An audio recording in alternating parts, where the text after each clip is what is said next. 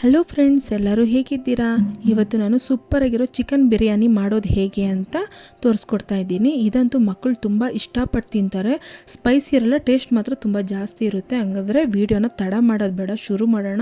ಯಾರೆಲ್ಲ ಮೊದಲನೇದಾಗಿ ನನ್ನ ವಿಡಿಯೋನ ನೋಡ್ತಾ ಇದ್ದೀರಾ, ಪ್ಲೀಸ್ ಸಬ್ಸ್ಕ್ರೈಬ್ ಮಾಡ್ಕೊಳ್ಳಿ, ಬೆಲ್ ಐಕನ್ನ ಟಚ್ ಮಾಡಿ, ವಿಡಿಯೋಗೊಂದು ಲೈಕ್ ಮಾಡಿ, ನಿಮ್ಮ ಅನಿಸಿಕೆನ ಕಮೆಂಟ್ ಮಾಡಿ. 1 ಕಿಲೋ ಚಿಕನ್ ತೊಗೊಂಡಿದ್ದೀನಿ. ಅದಕ್ಕೆ 1 ಸ್ಪೂನ್ ಚಿಲ್ಲಿ ಪೌಡರ್ ಹಾಕ್ಕೊಂಡಿದ್ದೀನಿ. ಇದು ಮನೇಲೇ ಮಾಡ್ಕೊಂಡಿರೋ ಚಿಲ್ಲಿ ಪೌಡರು. ಇದು 2 ಸ್ಪೂನ್ ಧನ್ಯ ಪುಡಿ ಮತ್ತು ಅರ್ಧ ಸ್ಪೂನ್ ಬಂದು ಗರಂ ಮಸಾಲ ಹಾಕ್ಕೊಂಡಿದ್ದೀನಿ. ಮತ್ತು ಒಂದು 1/4 ಟೀ ಸ್ಪೂನ್ ಬಂದ್ಬಿಟ್ಟು ಅರಿಶಿನ ಪುಡಿ, 1.5 ಸ್ಪೂನಷ್ಟು ಉಪ್ಪು. ಮಿಕ್ಸ್ ಮಾಡಬೇಕಾದ್ರೆ ಮಾತ್ರ ಹಾಕ್ಕೊಳ್ಬೇಕಾಗಿರೋದು. ಹಾಗೆ ಒಂದು ಸ್ವಲ್ಪ ಮಿಕ್ಸ್ ಮಾಡಿ ಚಿಕನಲ್ಲಿ ಮಸಾಲೆ ಸೇರೋ ಥರ ಅರ್ಧ ಕಪ್ಪು ಮೊಸರು ಹಾಕ್ಕೊಳ್ಳಿ. 1 ನಿಂಬೆಹಣ್ಣು ಹಾಕ್ಬಿಟ್ಟು ಚೆನ್ನಾಗಿ ಮಿಕ್ಸ್ ಮಾಡಿ ಒಂದು ಕಡೆ ಇಟ್ಕೊಂಬಿಡಿ. ಮತ್ತು ಇದಕ್ಕೆ ಒಗ್ಗರಣೆ ಆದರೆ ಬಿರಿಯಾನಿ ಒಗ್ಗರಣೆ ಬೇಕಾಗಿರೋವಂಥದ್ದು ಐಟಮ್ಸ್ಗಳು ನೀವೇನೇನು ಹಾಕ್ತಿರೋ ಅದೇ ಐಟಮ್ಸೇ. ಕಸ್ತೂರಿ ಮೇಥಿ, ಕಲ್ಲುವ, ಚಕ್ಕೆ, ಲವಂಗ, ಮೊಗ್ಗು ಹೂವು, ಕಾಳುಮೆಣಸು, ಸೋಂಕಾಳು ಮತ್ತು ಯಾಲಕ್ಕಿ, ಕರಿಬೇವು, ಇಷ್ಟು ಐಟಮ್ಸ್ಗಳನ್ನ ತೊಗೊಂಬಿಡಿ. ಮತ್ತು ಈರುಳ್ಳಿ, ಟೊಮೊಟೊ, ಹಸಿಮೆಣಸಿನ್ಕಾಯಿ, ಕೊತ್ತಂಬರಿ, ಪುದೀನ.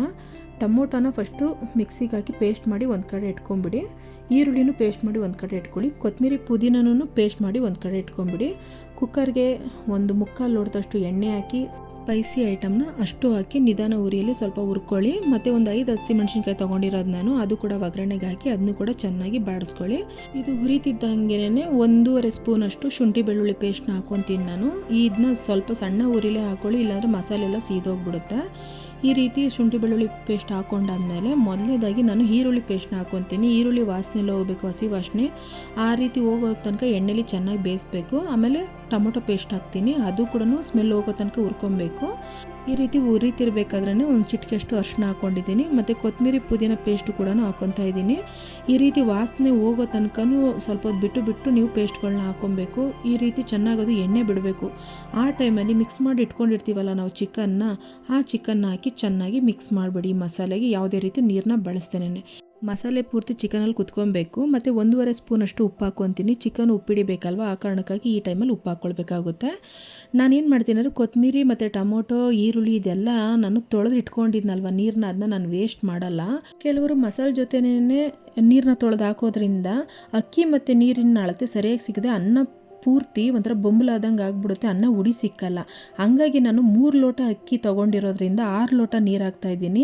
ನನಗೆ ಈ ಮಸಾಲೆ ನೀರೇ 3 ಲೋಟ ಸಿಕ್ಕಿದೆ. ಸೊ ಇನ್ನು ನಾರ್ಮಲ್ ನೀರನ್ನ ನಾನು 3 ಲೋಟ ಹಾಕ್ತಾಯಿದ್ದೀನಿ, ಅಲ್ಲಿಗೆ 6 ಲೋಟ ಆಯಿತು. ಈ ರೀತಿ ಅಳತೆ ಪ್ರಕಾರ ಬಿರಿಯಾನಿ ಮಾಡಿದ್ರೆ ಬಿರಿಯಾನಿ ಪೂರ್ತಿ ಉದ್ರಾಗುತ್ತೆ. ಸೊ ನಾನು ಬಿಸಿನೀರನ್ನ ಮೊದಲೇ ಬಿಸಿ ಮಾಡೋಕ್ಕೆ ಇಟ್ಕೊಂಡ್ಬಿಟ್ಟಿದ್ದೀನಿ. ಆ ತಣ್ಣೀರನ್ನ ನಾನು ಹಾಕಲ್ಲ. 3 ಲೋಟ ಅಕ್ಕಿಗೆ 6 ಲೋಟ ನೀರು ಹಾಕಬೇಕು.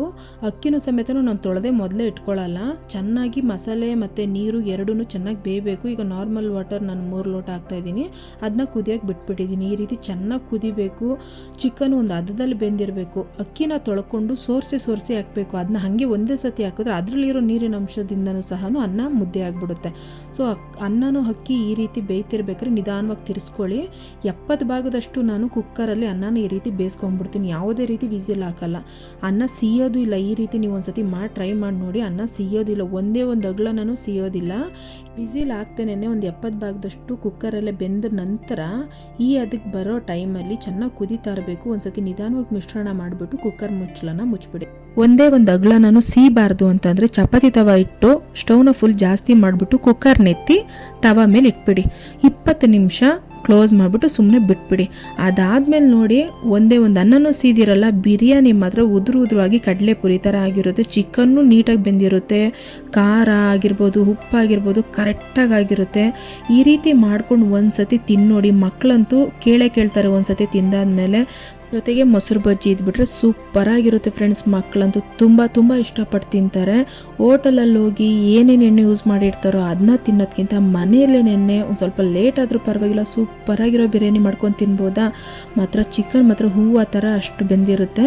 ಒಂದು ಸತಿ ಟ್ರೈ ಮಾಡಿ ನೋಡಿ, ನನಗೆ ಕಮೆಂಟ್ ಮಾಡಿ ಹೇಗಿತ್ತು ಅಂತ ಮಾಡಿ ತಿಂದಾದ್ಮೇಲೆ. ಓಕೆ ಫ್ರೆಂಡ್ಸ್, ಯಾರೆಲ್ಲ ನನ್ನ ವಿಡಿಯೋ ನೋಡಿದ್ದೀರಾ ಅವ್ರಿಗೆಲ್ಲ ತುಂಬ thank you for watching. Love you all.